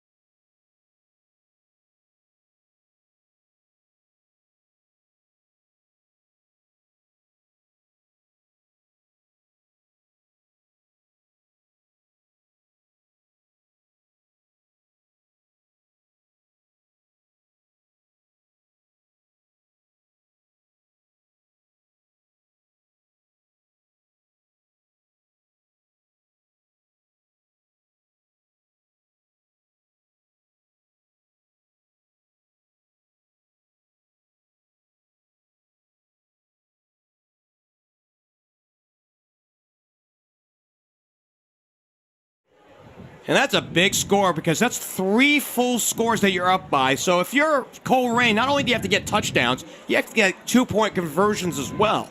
Well, and, you got to start throwing the ball now, which, again, they haven't done well. They really haven't done much of anything offensively. This Lakota West defense has stifled every single attempt that they've had. They had one really big positive play, and that was a quarterback run by Luka. But other than that, they have been shut down all night long. So they're going to have any chance of coming back. They got to do it quick here on this drive. And a touchback this time, a little extra this time for Tyler Bond. I almost think that he was listening to us. Talking about how difficult it is to hit touchbacks to the south end, and he disputed that here on that last one. Yeah, he said, okay, all right, we'll see you, Geoff, here. We'll match you up one. Miami University Regionals is accepting applications for 2023 classes. With over 30 majors offered in person and online, you can design a schedule that fits your needs and start earning your Miami degree, conveniently located in Hamilton, Middletown, Westchester, and online. Learn more at miamioh.edu/regionals. 3 touchdown passes for Mitch Bolden tonight, 24 on the year. You and I had a conversation last night about the number of touchdowns he would have to have if Lakota West can make it all the way to state. Yeah. And that number is a lot. Yeah. And it's not a shame to the rest of the offense. It's just that the quarterback is that important as Jennings gains a few yards on first down. Well, it's going to take a lot more than a 5-yard gain with 3:50 left to go in the third quarter if they want to have any chance of coming back here in this one. And staying with the idea of Bolden, I know he's on the opposite side, right? You know, it's a defense that's on the field. The last few weeks, the last month really, as Jennings is back to throw, he throws, heaves one up to the sideline and out of bounds. Coming into this ball game, he had 19 touchdowns in 4 weeks. And then you tack on 3 more tonight, so in 4 games and change, we'll call it. He's accounted for 22 touchdowns. I mean, I don't even know how to put that in kind of words. Like 22 touchdowns over the last, 4 games? 4.5 games. 4.5 games. I mean, that's just that's an unbelievable stat line, and that's why I think he's got to be considered not only for the league player of the year, but I mean, you got to start throwing that state talk for state player of the year. Jennings sprint out to the right and defended well and incomplete. I mean, he knew he was going to get drilled, threw back into the middle of the field in no man's land, and that's 3 and out. You know, we had kind of talked about really the player of the year for the GMC here, and I'll make one point. Really, in my opinion, it kind of comes down to 3 guys: R.J. West for Princeton, Talon Fisher for Fairfield, and then Mitch Bolden. Well, there's only one of those guys that have beaten everybody else, and that's Mitch Bolden so far. So, in my opinion, it's hands down Mitch Bolden has got to be that player of the year, just for the way he's played. Woo, wow. And a good fair catch called for and caught by Remy in Colerain territory. Out at where they're going to spot him right at midfield. So a 25-yard punt, nothing on the return, and with 3:18 left to go, they're looking to put the cherry on top of the sundae. Yeah, right here. This is where, if you can get a good, quick score here, get the starters out of the game, get your second guys, start resting up for, week 1 of the playoffs, and really the second season, that comes down because, it's 6 games to get to state now, not just 5. So it's a long way to go. So anytime you can get your top guys off the field and rest them up, it'll be good. Lloyd's in the backfield with Bolden. Remy's all by himself as a split end to the left. So they go triplets in a pyramid out to the right. And the toss out, it's backwards. It's a backwards pass to Lloyd, who gains a few out to the sideline. Nicely pursued by Colerain, and will bring up second down. So back to your point on Bolden beating everybody. Yeah. Right? I think that's part of it, but the numbers do bear out, if you will, because as of right now, including the 3 that he has tonight, he's got 34 touchdowns that he's accounted for. I mean, again, that's just huge. That is such a huge number across 10 weeks for this regular season. 2nd and 7. Colerain showing blitz off the corner. Bolden with time. He steps up. He throws out to the side. Complete to Wilson, who should have the first down. Giovanni Wilson with yet another grab as he got that one out in front of Javi Jarman. Again, you're just seeing Mitch Bolden right now just kind of take control of this game. And he's done that all year long. We saw him really that second half against Fairfield, again, for me, was his sort of game of the year in the conference, where he just absolutely overtook the entire game from left to right, up, down in that second half.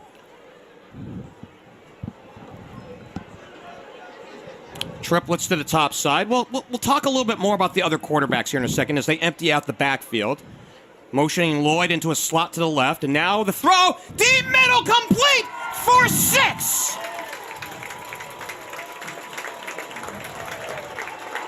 Bolden has his 4th tonight. Well, there it is. Mitch Bolden to Brennan Remy again. Left, right, up, down. It's been like that all year long. Mitch Bolden does it again through the air. I'll tell you what, this kid can do it all. We've seen one of the best quarterbacks in the state right now. And that one went to Minnick. Oh, okay. On the post route, the little skinny route up into the middle. The 4th tonight for Mitch Bolden, and that may be the cherry on top of the ice cream. And the point after attempt is good, and we will have a running clock with 2:36 left to go.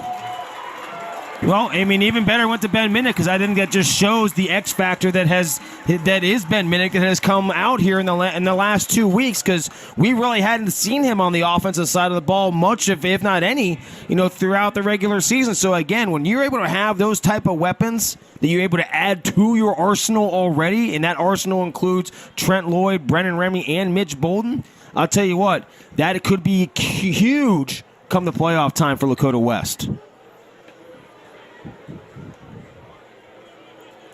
I apologize for the silence as I'm just writing some notes on the drive chart. 33-yard touchdown pass to Minnick, capping off a 3-play drive that goes 50 yards. It takes not a minute off the clock, in fact. It takes about 44 seconds off the clock. Point after is good.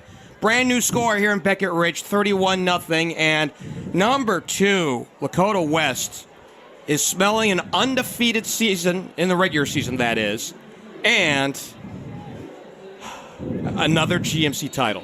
Unbelievable. I mean, it's just a testament to Coach Bolden, what he's been able to build here with Lakota West. I mean, hats off to him and what he's been able to do. This one will come out to the 20 with 2:36 to go. I want to talk a little bit about Fisher and R.J. West. West had come into tonight leading the conference in passing percentage, passer rating, had 24 touchdowns as a passer and a runner. And then Talon Fisher, of course, who we saw a few weeks ago, leading the GMC in rushing, total yards, and rushing touchdowns. So, I mean, there's something special about both those kids who really can play.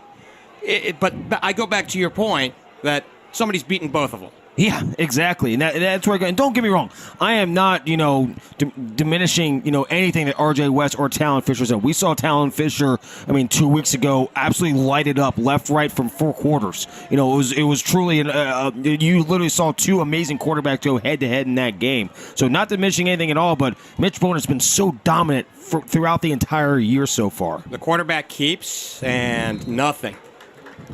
Maybe a yard on that right side. Jacob Asbeck at the bottom of the pile, as you would well expect. And you just go back to week 1. That St. X game against week 1. You had St. X coming in here. Nobody knew St. X was going to have a down year. They got decimated by injuries.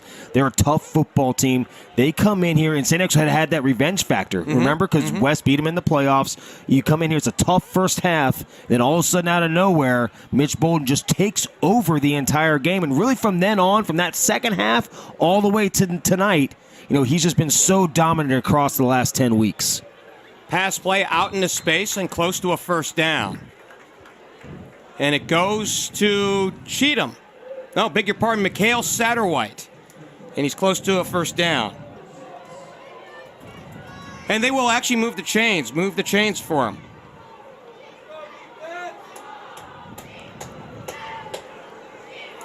Just a second pass completion tonight, by the way, for Zay Jennings. A tough night for him. But again, when you run into Lakota West, and this is what we've seen pretty much from everybody this year. Yeah. With the possible exception of Fairfield.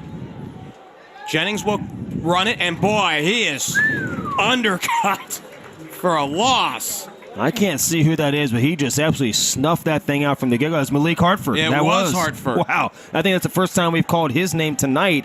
And, I think that's impressive that we haven't called his name, because that just shows you how locked down coverage he's been playing all night long.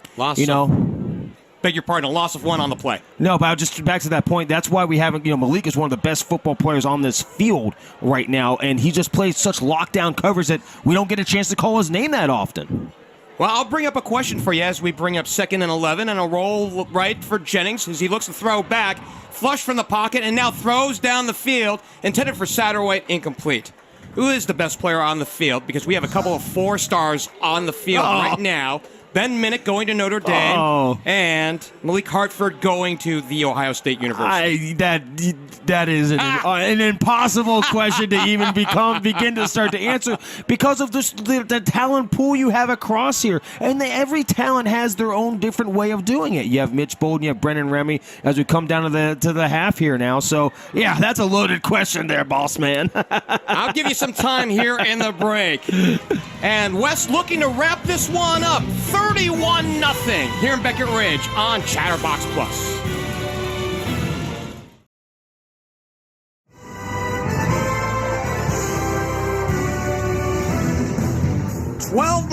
minutes until the coronation. Again, for the third straight year, Lakota West undefeated in the regular season and their third straight GMC title. Along with Archer's uncle, Kevin Zilch, I'm Geoff Kim. Thanks for joining us on Chatterbox Plus, powered by Miami University Regionals. I'm going to give you an out partner on that last question I posed you. And here's the reason why. Because both Malik and Ben are incredibly gifted, not just on the field, but in the classroom.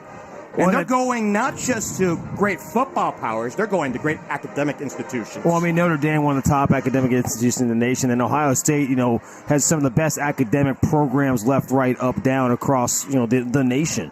So I appreciate the out on that, because that was one of the tougher questions you've asked me so far this year, and it wasn't about music.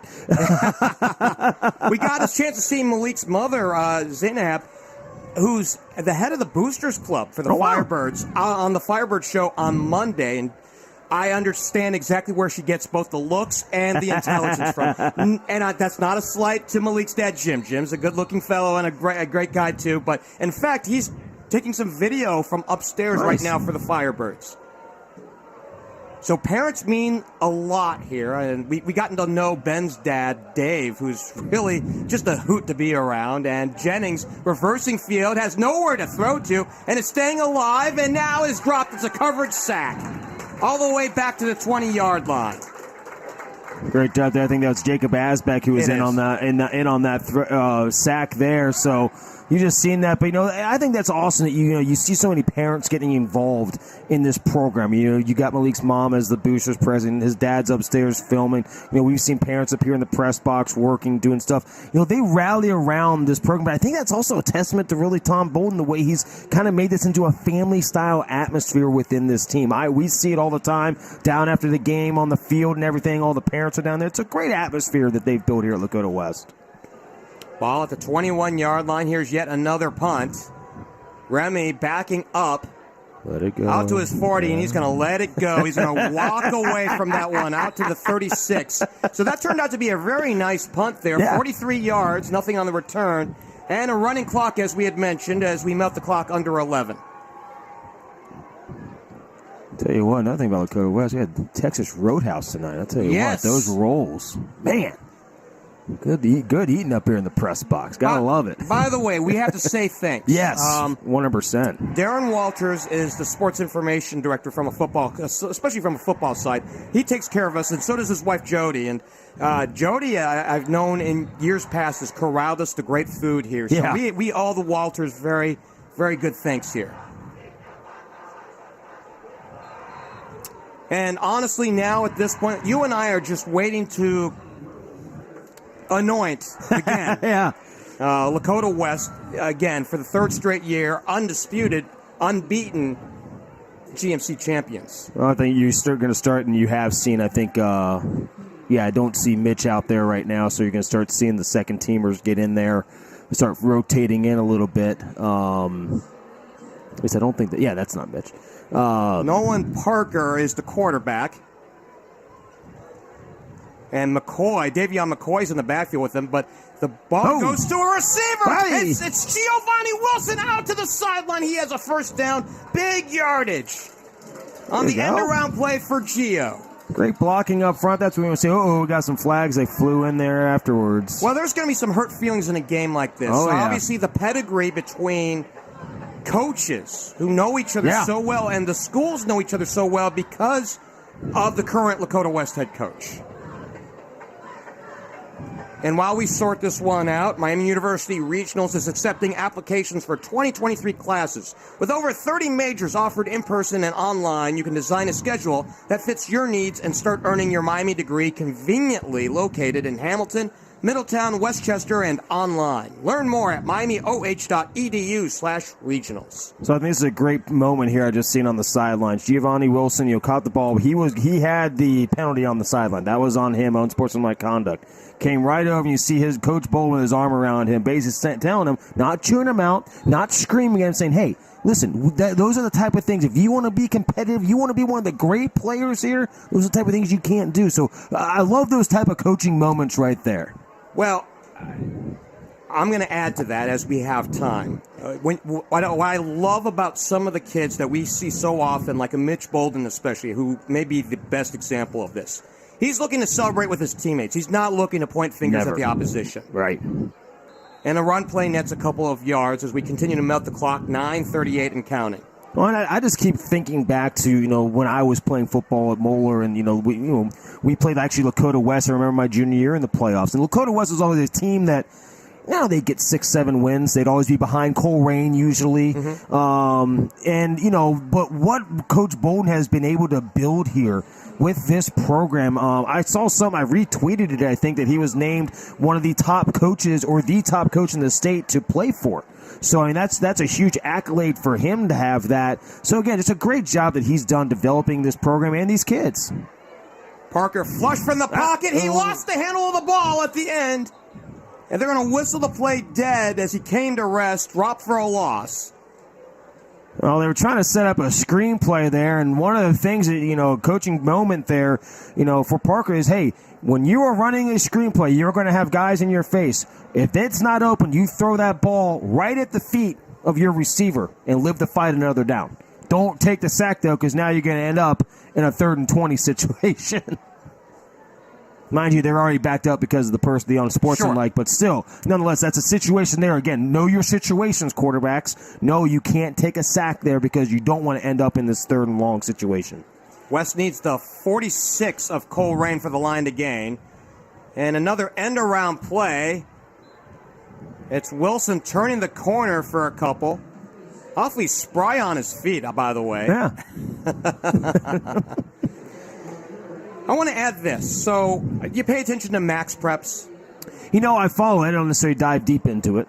So, they had listed, I have a list of their top 16. So, a lot of teams from Southwest Ohio, whether it be Greater Cincinnati, where we're at, or the Dayton area. Moeller's number 1, according to them, in Division I, followed by St. Ed's and Lakota West. What are you thinking about another regional championship matchup between Moeller and Lakota West? Right now, I think all roads are leading that way. And a big return for Dillingham down the sideline, the cutback, and now he'll go home. Goodbye. And Coach Bolden is furious, and he should be. Honestly, he should be. That's one of those situations you just can't give that up. Beg your pardon, not Dillingham. Jeremy Cheatham with a big punt return, 60-plus, and Colerain's finally on the board, and we end the running clock with 7:20 left to go in this ball game. Yeah, that's one of those where that'll drive a head coach absolutely bonkers. Those are the type of plays you don't want to give up. You broke the shutout right there, so again, that's exactly what you don't want to have to do. On the kick is Will Shoot. Out of the hold of Brennan Green, the kick is up and good with 7:20 left to go on a big punt return by Jeremy Cheatham. It's 31-7. I'm just watching Coach Bolden on the sideline, and he is livid. Absolutely livid. And that just shows this is a coach that they are doing their best. They or know that they are an elite team, and that's what you expect out of your players now. Hey, if we're going to be an elite program, guess what, guys? I'm going to have to coach you like elite players then. And that means, when we have something like that happens, you're going to get a talking to a little bit. It may not be necessarily in the most kindest of ways, but you got to understand that, hey, what I'm getting after is we need to act and behave like an elite team. And that right there, giving up a punt return on a touchdown late in the game when you're up big is not what elite teams do. And that's exactly why Coach Bolden is so frustrated on the sideline. I love that. I love seeing this. And then you just see a Colerain player come over and shake Bolden's hand. I'm sure that they've known each other for years. Their dads went to Colerain together, something like that. So that's cool. That's the kind of coach that he is. That's what makes Coach Bolden a great coach. 13 is Javi Jarman, who and Tom, while he didn't get a chance to coach young Javi here, he coached Javi's older brother, who's an outstanding linebacker. Oh, no. And now we've got a mishandle on special teams. Colerain says they have it. And I think they do. Out at the 38-yard line. And calamity with the second team. And I don't want to say that if you're Tom Bolden that you want to bring in the first team again just to straighten out things. Well, that was two special teams miscues right there that they gave up. The touchdown on the punt return, and now right there, that's a situation you just got to fair catch it. Just fair catch it. You're at the second line. The ball's right there.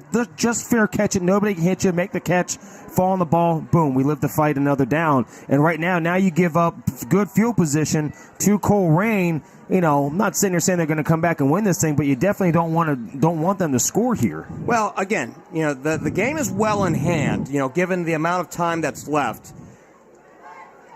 You just want to finish if you're Lakota West. I think that's what Coach Bolden wants to see right now. You want to finish, and you want to finish strong. Say Jennings, again, he tried to go up the middle again, had really nowhere to go.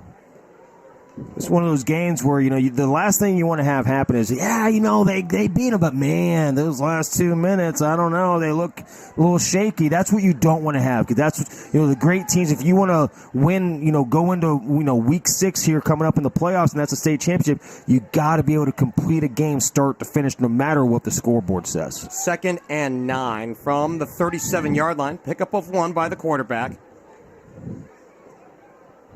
And this time, the hand goes to the running back, Deshaun Hopper. We haven't really called his name very much since the first half, and he gets a carry here on 2nd down. Hard to look ahead. Typically about this time of game, you and I would look ahead on the schedule on who tonight's competitors are playing against. Well, guess what? We don't know. Right, because next week is the start of the regional playoffs. I mean, I guess what we can do is take a peek at some scores here. So in kind of setting that up, you know, it's a best of 16, you know, in each region, 4 regions in the state. And, you know, we are looking at, right now, the second-ranked team in Division 1, but they are third-ranked, if you will, in Region 4 behind Moeller and Elder. Jennings launches one down the field and incomplete, and we've got a penalty on that one. Looking for Robison, and we were talking about him being a possible deep threat candidate down there, and he was interfered with going on down, and that'll be 15 to tack on. Well, I'm just taking a look at some scores as they kind of sort out the penalty here. Still 3-0 Mason over Princeton right now in the fourth quarter, so that's an absolute doozy. I'm sorry, could you repeat that? 3-0 Mason going in the fourth quarter right now. Wow. Now, a game that actually has implications here is that West Claremont-Loveland game. The update I have here is West Claremont's up 28-7 at the half. They'll spot the ball out at the 20-yard line, 1st and 10, after the 15-yard penalty on the pass interference.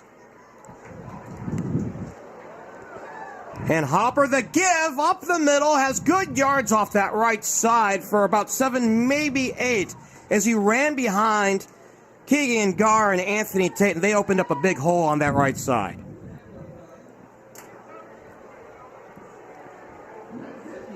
And they're just going to, you know, kind of work their offense here if you're Colerain.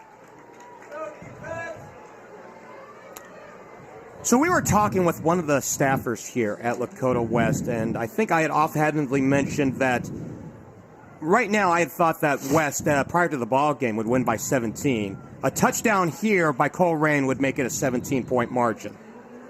And a first down. I'm not saying what I'm saying. I'm not saying it either. Occasionally, announcers will be correct about something, but I think that's akin to a blind squirrel finding a nut somewhere. And a scoring update from down I-75. 9-0 Mason now. Wow. Over Princeton. Wonder if it's Nick Sailors, who scored 3 last week against Fairfield, who got a touchdown tonight. So 1st and goal from the 9. And motion. Oh, it's amazing. So even before, it's a false start against Colerain. What was amazing is on that initial clap by the quarterback Jennings, Hopper to his right just put his head down almost in shame, like it was him or it was just the fact that it happened. It happened. Yeah.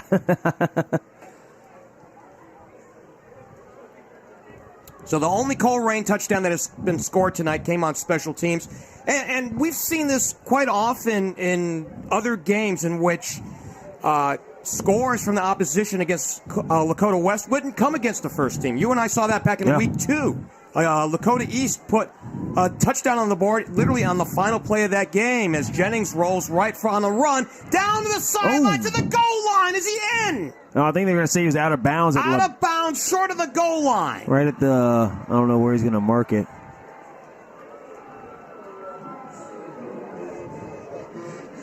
Well, we're hearing the band I know. play. I didn't see a signal, though. Didn't see a signal. It's not on the, it is on the scoreboard. And it is on the scoreboard for a touchdown, All so right. he's in. So Zay Jennings gets him on the board from the offensive side, 31-13, with 4 minutes left to go.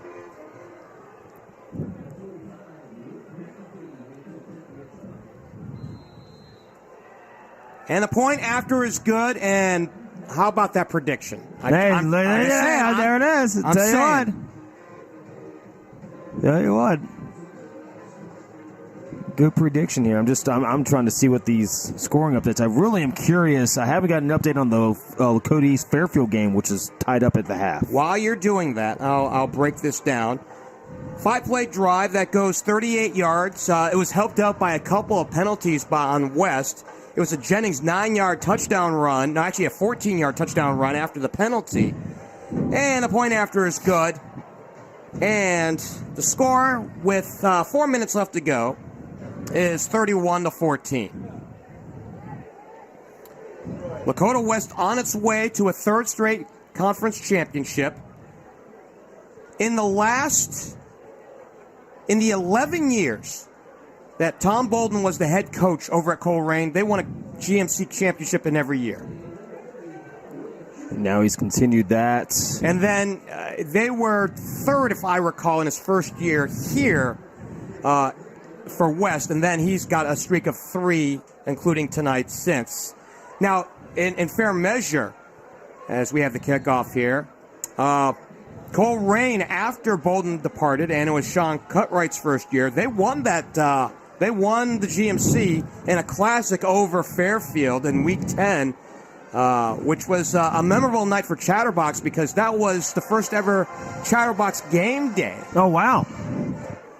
So I want to give we got some scenarios going on across the city right now. Moeller is in a very tight football game over in Norwood. Moeller's up 10-7 over King High School out of Detroit. And then we're still trying to get an update on East Fairfield. They were knotted up at the half 13-13. It's now 10-0 Mason over Princeton. So the top 3 teams right now, they're in the top 2 out of 3 teams are in battles, big battles right now. Run play really goes nowhere. Well, and you and I don't want to typify this as garbage time. It's valuable time, especially for our second teamers if you're Lakota West that's out on the field. Trying to just establish more playing time, whether it's in the playoffs or as we go towards next season and start thinking a little bit more about that. Right now we see Nolan Parker at quarterback. We'll see some Davion McCoy who's had glimpses and flashes of greatness here this year. Giovanni Wilson has been out there. We see Scott Johnson out there. So these are players that have been used to playing on the first team, except for the quarterback. Right. And they really just need to get some good reps here. And the QB keeper really nets nothing. So with nothing to be surprised about, Lakota West, for all intents and purposes, is just running out the clock.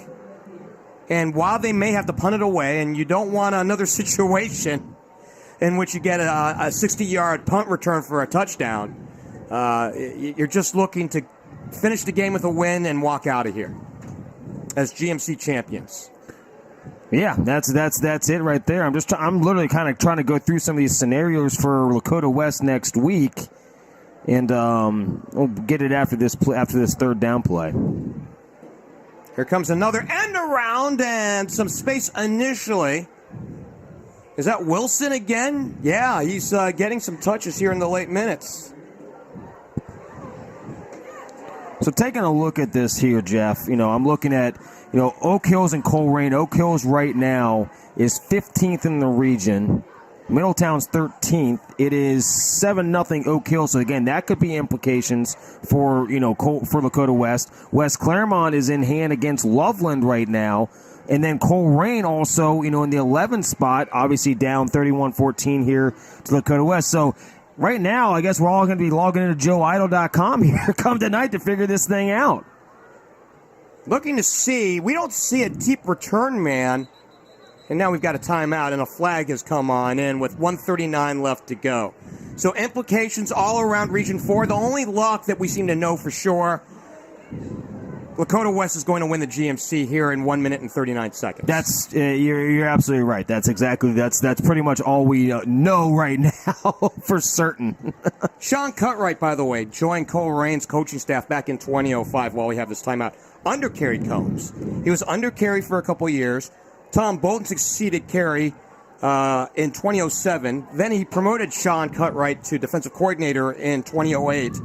The pair from 2008 to 18 accounted for 120 wins, 11 consecutive GMC titles, 10 playoff appearances, 3 regional championships, and they were the Division I state runner-up in 2018.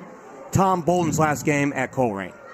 Truly amazing what he's been able to do there, and then to continue that success here. Great punt. Wow. And no return man. And this one, out of the 30, as it takes a forward roll out to the 26-yard line. So 49 yards on the punt, and that's a nice way to get the sour taste out of your mouth from a special team standpoint if you're Lakota West. Absolutely. One more note on Kerry Combs. He had 161 career head coaching wins. Tom Bolden, who succeeded him, who was a longtime assistant under Kerry, surpassed Combs' career total 5 weeks ago at Princeton. Yeah, that was interesting. I don't think we really had to get that out there necessarily, but Coach Bolden, just I tell you what, to be able to do it at Colerain, then carry that and have that same success here is just truly amazing. And as he's gone to Lakota West, it's now a different offensive system. Yeah, as they run out of the spread, and they're going to take a knee with 1:20 left to go. And I think the concession is gentlemanly, if that's what it is. Yeah, you're right. I just, I'm the competitive guy here, right? I'm saying there's a minute left to go on the clock. I'm still going to try and, get points on the board, whatever. That's just my mantra there.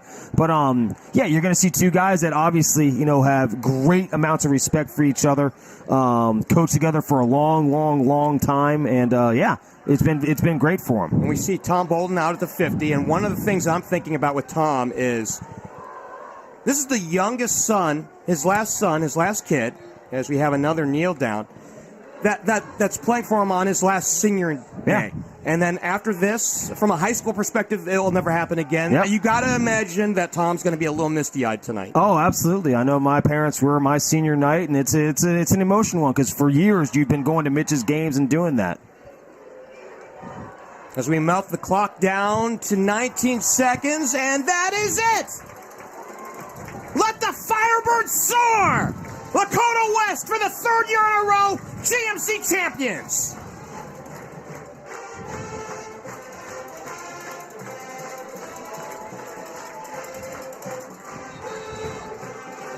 The meeting in the middle, we expect to see Tom Bolden down there with Sean Cutright, who they've had such great memories of, and we're looking for him to see his son Mitch, who had such a brilliant game tonight here as well. Well, Mitch, had a brilliant game, a brilliant season. And now I'm watching. I see they got the Gatorade jug out. I'm wondering if they're going to give him. Yeah, I think they're going to try and get Coach Bolden, get him dunked on a little bit. That might be a little chilly tonight. I don't know. And Mitch is leading the charge on that one. Of course. I see it now. They're going to go, there it is. That was great. That was awesome. I tell you what, that is a great feeling to have as a coach. When you get that Gatorade bath, man, I tell you what, there is no better feeling in the world. And hats off. Hats off to Colerain. Hats off to the fans. Hats off to all the coaches. Undefeated season, and not just an undefeated season, a dominant season. They beat the teams they were supposed to beat. The teams that, caused them troubles, they were able to overcome all year long, night in, night out. And honestly, it all fell back on the shoulders of Mitch Bolden this entire year. From that second half from week one with St. Xavier till right now, this whole season has been Mitch Bolden's just coming out party. Hey, here I am. I'm an elite quarterback. You guys don't talk about me. Well, now you're going to have to start talking about me because I'm undefeated. And Lakota West right now, the only undefeated team in Division I in the state of Ohio. I'm going to say that again.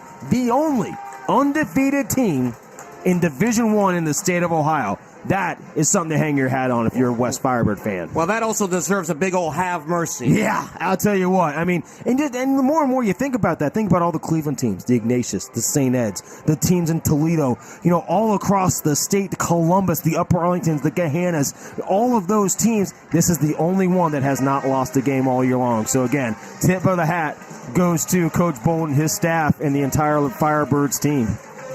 We're doing a quick numbers rundown here for Bolden in particular as we look at some of the passing numbers. Mitch tonight was 19 of 29 for 289 yards and not one, not two, not three, 4 touchdown passes.